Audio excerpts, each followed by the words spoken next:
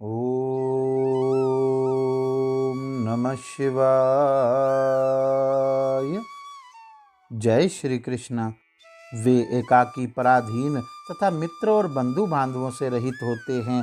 अपने कर्मों के लिए बारंबार शोक करते और रोते हैं। उनका आकार प्रेत जैसा होता है। उनके शरीर पर वस्त्र नहीं रहता।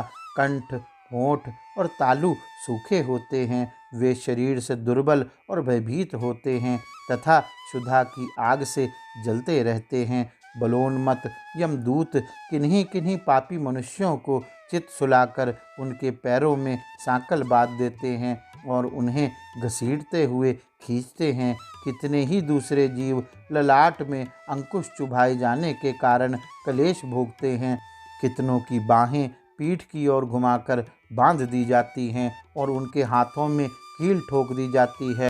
साथ ही पैरों में बेड़ी भी पड़ी होती है। इस दशा में भूख का कष्ट सहन करते हुए उन्हें जाना पड़ता है। कुछ दूसरे जीवों के गले में रस्सी बांधकर उन्हें पशुओं की भांति घसीटा जाता है और वे अत्यंत दुख उठाते रहते हैं। कितने ही दुष्ट मनुष्यों की जिह्वा में रस्सी बांधकर उन्हें खींचा जाता है। किन्हीं की कमर में भी रस्सी बांधी जाती है और उन्हें गर्दनियाँ देकर इधर उधर ढकेला जाता है। यमदूत किन्हीं की नाक बांध खींचते हैं और किन्हीं के गाल और ओठ छेद कर उनमें रस्सी डाल देते हैं और उन्हें खींच ले जाते हैं। तपे हुए सिंकचों से कितने ही पापियों के पेट छिदे होते हैं। कुछ लोगों के कानों और ठोडियों में छेद करके उनमें रस्सी डालकर खींचा जाता है। किन्हीं के पैरों और हाथों के अग्रभाग काट लिए जाते हैं। किन्हीं के कंठ, होंठ और तालुओं में छेद कर दिया जाता है। किन्हीं किन्हीं के अंडकोश कट जाते हैं और कुछ लोगों के समस्त अंगों की संधियां काट दी जाती हैं। किन्हीं को भालों से छेदा जाता है। कुछ बाणों से घायल किए जाते हैं और कुछ लोगों को मुदगरों तथा लोहों के डंडों से बारंबार पीटा जाता है और वे निराश्रय होकर चीखते चिल्लाते हुए इधर उधर भागा करते हैं।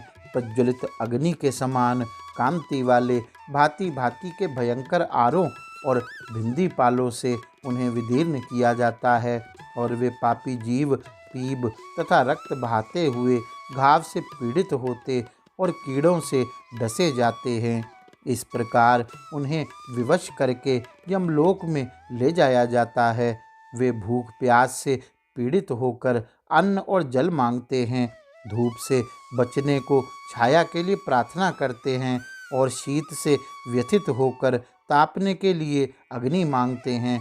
जिन्होंने उक्त वस्तुओं का दान नहीं किया होता वे उस पाथेय रहित पथ पर इसी प्रकार कष्ट सहते हुए यात्रा करते हैं। इस प्रकार अत्यंत दुखमय मार्ग से चलकर जब वे प्रेतलोक में पहुँचते हैं तब दूत उन्हें यमराज के आगे उपस्थित करते हैं।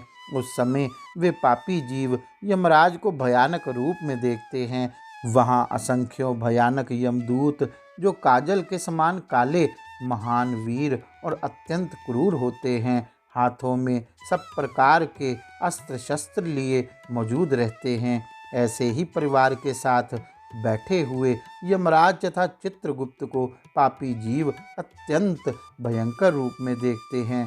उस समय भगवान यमराज और चित्रगुप्त उन पापियों को धर्मयुक्त वाक्यों से समझाते हुए बड़े जोर जोर से फटकारते हैं। वे कहते हैं, ओ खोटे कर्म करने वाले पापियों, तुमने दूसरों के धन हड़प लिए और सुंदर रूप के घमंड में आकर पराई स्त्रियों के साथ व्यभिचार किया है। मनुष्य अपने आप जो कुछ कर्म करता है उसे स्वयं ही भोगता है। फिर तुमने अपने ही भोगने के लिए पाप कर्म क्यों किया और अब अपने कर्मों की आग में जलकर इस समय तुम लोग संतप्त क्यों हो रहे हो? भोगो अपने उन कर्मों को, इसमें दूसरे किसी का कोई दोष नहीं है।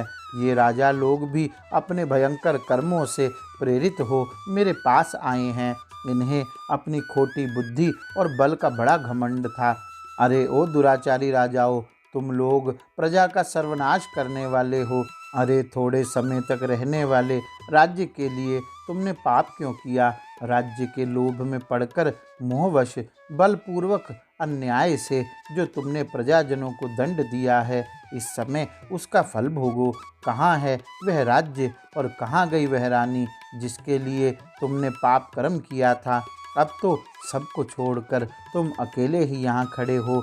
यहाँ वह बल नहीं दिखाई देता जिससे तुमने प्रजाओं का विध्वंस किया। इस समय यमदूतों की मार पड़ने पर कैसा लग रहा है? इस प्रकार नाना प्रकार के वचनों द्वारा यमराज के उलाहना देने पर वे राजा अपने अपने कर्मों को सोचते हुए चुपचाप खड़े रह जाते हैं। इस प्रकार राजाओं से धर्म की बात कहकर धर्मराज उनके पाप पंक की शुद्धि के लिए अपने दूतों से इस प्रकार कहते हैं, ओ चंड, ओ महाचंड, तुम इन राजाओं को पकड़कर ले जाओ और क्रमशः नरक की आग में डालकर इन्हें पापों से शुद्ध करो। तब वे दूत शीघ्र ही उठकर राजाओं के पैर पकड़ लेते हैं और उन्हें बड़े वेग से आकाश में घुमाकर ऊपर फेंकते हैं। तत्पश्चात उन्हें पूरा बल लगाकर तपाई हुई शिला पर बड़े वेग से पटकते हैं, मानो किसी महान वृक्ष पर वज्र से प्रहार किया हो। शिला पर गिरने से उनका शरीर चूर चूर हो जाता है, रक्त के स्रोत बहने लगते हैं और जीव अचेत एवं निश्चेत हो जाता है। तदंतर वायु का स्पर्श होने पर वह धीरे धीरे फिर सांस लेने लगता है। उसके बाद पाप की शुद्धि के लिए उसे नरक के समुद्र में डाल दिया जाता है। गौरी शंकर भगवान की जय। ओम नमः शिवाय।